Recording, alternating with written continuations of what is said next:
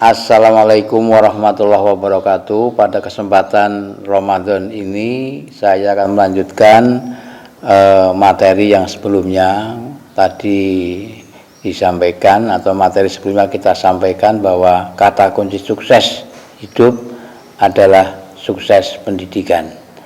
Nah, untuk itu kalau tadi saya atau materi sebelumnya saya sampaikan terkait dengan cipta kondusivitas interaktif andragogis antar tri pusat pendidikan, ini insya Allah menjadi metode pendekatan yang insya Allah tepat, terlebih dengan masa pandemi sekarang ini. Anak-anak yang saat ini baik itu PAUD, TK, SD, SMP, SMA, SMK, ada ibtidaiyah, tsanawiyah, aliyah, ini tidak bisa tatap muka secara sistem yang ada, hanya ada opsi-opsi, tetapi itu ternyata belum kemudian serta-merta tiga aspek dapat tercover, karena dalam proses pendidikan atau proses pembelajaran atau KBM itu ada tiga aspek yang mestinya harus dicapai, yaitu aspek kognitif,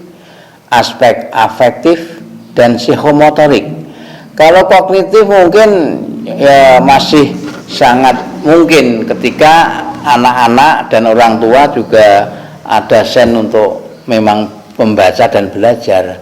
Tetapi ketika hanya diberi tugas, ini timbul masalah tersendiri. Orang tuanya yang sibuk bekerja, kurang perhatian pada bagaimana kegiatan belajar anaknya, sehingga aspek kognitif yang masih diharapkan mungkin maksimal ini pun sekarang ternyata anak-anak justru terganggu masalah mentalnya.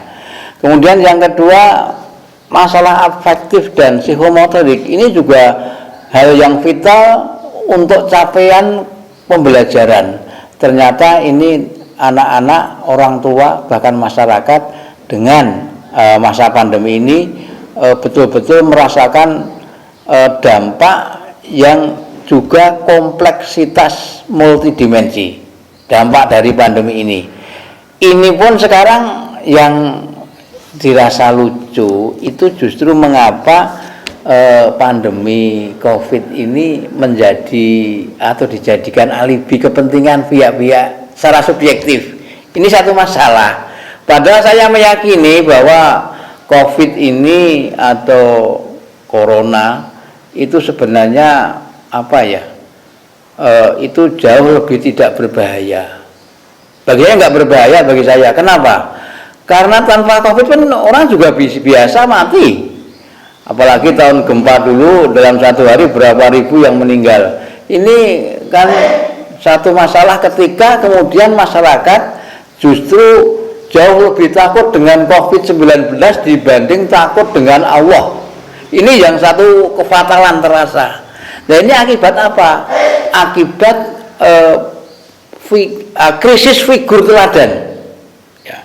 Sejak dari sono pemimpin secara nasional dan apalagi dunia ini krisis keteladanan, sehingga anak-anak yang justru menjadi korban. Jadi generasi mendatang ini rasanya sulit diharapkan ada generasi yang memang siap menjadi kader bangsa untuk melanjutkan, untuk apalagi implementasi konstitusi. Nah sekarang ini jadi masalahnya lucu dan bikin geli.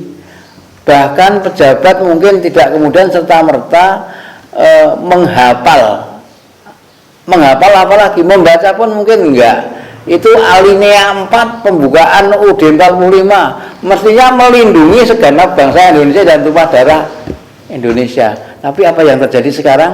Aku menjadi merasa sangat ironis dan prihatin. Ya saya bukan kemudian mendukung atau tidak mendukung Habib Rizik, tapi ini masalah tersendiri. Yang dalam pendidikan ini kayaknya tidak layak terjadi seperti itu, apalagi terjadi pembunuhan yang itu tidak jelas dasar hukumnya membunuhnya itu. Ini kenapa? Justru ada pihak yang menjadi contoh tidak baik pada peserta didik. Sudah tidak KBM tatap muka, tahunya ada berita, ada pemuda 6 yang dibunuh dan sebagainya. Nah ini kan sangat kontradiksi dengan misi pendidikan nasional kita, yaitu yang dimuat dalam Undang-Undang Nomor 20 Tahun 2003 tentang Sisdiknas. Nah oleh karena itu ini pada Presiden maupun Menteri untuk segera membenahi masalah ini agar pendidikan bisa normal kembali. Terima kasih atas perhatiannya. Assalamualaikum warahmatullahi wabarakatuh.